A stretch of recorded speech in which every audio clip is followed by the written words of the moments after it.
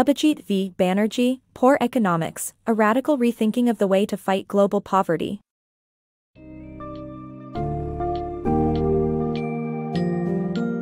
Welcome to a radical rethinking of the battle against global poverty. In Poor Economics, Abhijit v. Banerjee examines the problem from a fresh perspective, scrutinizing why certain measures work and others don't. This summary will acquaint you with the importance of considering the economic complexities of the poor, the link between poverty and nutrition, the strategies for improving healthcare and education, the effects of population growth, and more. Be prepared to unravel the intricacies of poverty and explore innovative ways to challenge this pressing issue.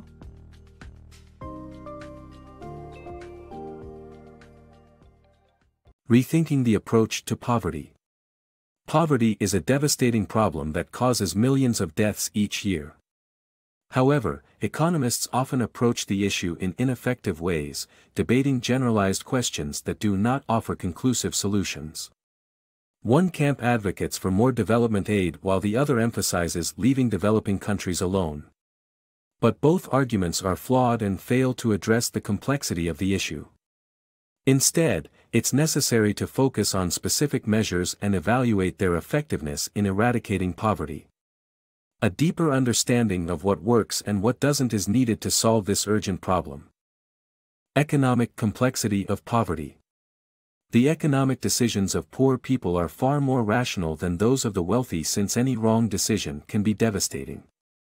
Lack of financial resources and terrible living conditions make them reflect more on economic questions.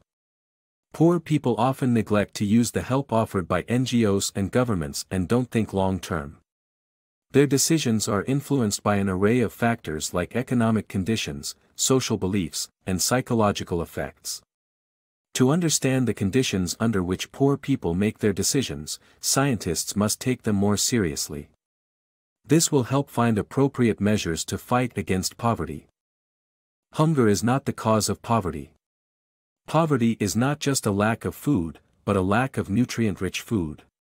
Most poor people don't have to spend all their money on getting enough calories. Instead, they often buy more expensive, tastier foodstuffs. Poor people lack many micronutrients, like iron or iodine, which affects children's development and adults' economic life. Governments and NGOs should provide nutritious food or food supplements and create food rich in essential nutrients to improve the quality of life for poor people. 3 solutions to raise health levels in poor countries. Staying healthy is crucial for the poor as it can affect their income and generate extra expenses. However, better medical provision, health education, and appropriate incentives are essential to help raise health levels in poor countries. Governments must make public health systems more reliable, educate people about health issues, and find the right incentives to care for their health. For instance, promising a set of plates for every vaccination increased the completion rate dramatically. Understanding the barriers that prevent people from using medical support is vital in changing behavior. Overcoming poverty through education. Education is a crucial factor in overcoming poverty. Developing countries must prioritize quality education, addressing absenteeism amongst school staff and elitist thinking.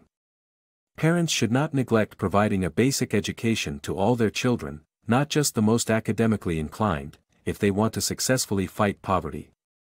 Education is a key tool to combat poverty in the developing world. While several countries have made progress in providing educational facilities for their children, it is not enough to ensure that children are being educated. Public school staff often do not care about the success of their teaching, leading to high absenteeism rates among teachers. In India alone, 50% of teachers were not present during class time. This carelessness hampers children's education and leaves them barely literate. Moreover, elitist thinking amongst developing countries often neglects the basic education of children who are not academically inclined. Instead, these countries design their education systems to cater to top-performing students, leaving the majority of children behind. This system needs to be questioned if developing countries want to effectively fight poverty. Lastly, parents need to shift their mindset and prioritize providing basic education to all their children, not just the most academically inclined. Polls in developing countries show that parents allocate their entire education budget to only the most promising child. This calculation is wrong, as parents need to learn the importance of giving a greater number of their children a basic education.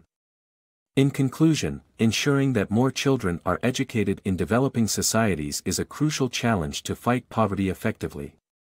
It requires addressing absenteeism among public school staff, tackling elitist thinking in education, and shifting parental mindset towards ensuring basic education for all their children. Solutions for population growth. Fighting population growth has been a complex issue for many countries due to the connection between population growth and poverty. While regulating population growth seems to be an ideal solution, having many children is a rational choice for poor people, as old people depend on their family to take care of them. Therefore, to control population growth, improving the social protection of the poor is vital. Empowering women and strengthening their role in marriage and society would also lead to fewer children. Measures such as providing more education and information about contraceptives are unlikely to solve the problem. However, the government of Peru gave land to former peasants, and when women were mentioned in those documents, the couple had fewer children as they were considered powerful. Proper understanding of the cause of population growth is critical to curbing it. Microcredits, a viable solution for the poor. Microcredits are small loans provided by financial institutions to people in developing countries to start their businesses. Microcredits have been effective in helping families invest in their businesses and secure their economic future in the short term. However, microcredits have limitations in the long term, as promising businesses need larger investments and many small businesses fail due to lack of demand. Hence, secure jobs are still the best solution to fight poverty, and the problems are complex. Affordable insurance for the poor. The article discusses how poor people face various insecurities in their lives and the need for affordable insurance in developing countries. While poor people have created networks to help those in need, it is limited compared to full-fledged insurance systems.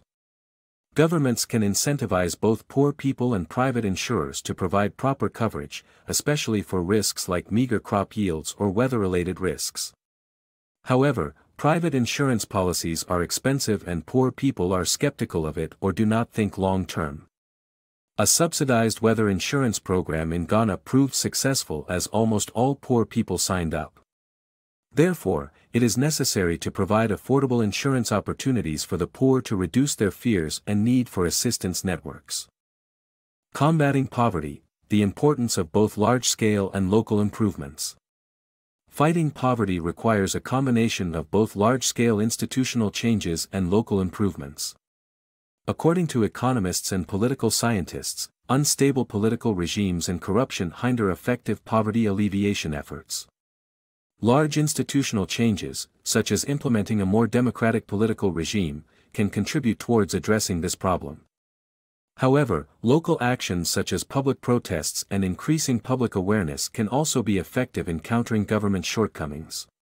A case in point is Uganda, where a study revealed that the government was misappropriating funds meant for schools.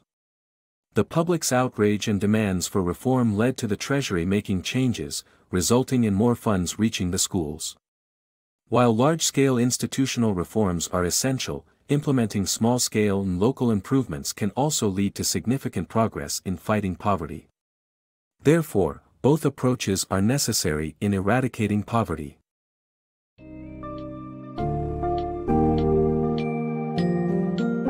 Abhijit v. Banerjee's Poor Economics provides eye-opening insights into the nature of global poverty and debunks common misconceptions.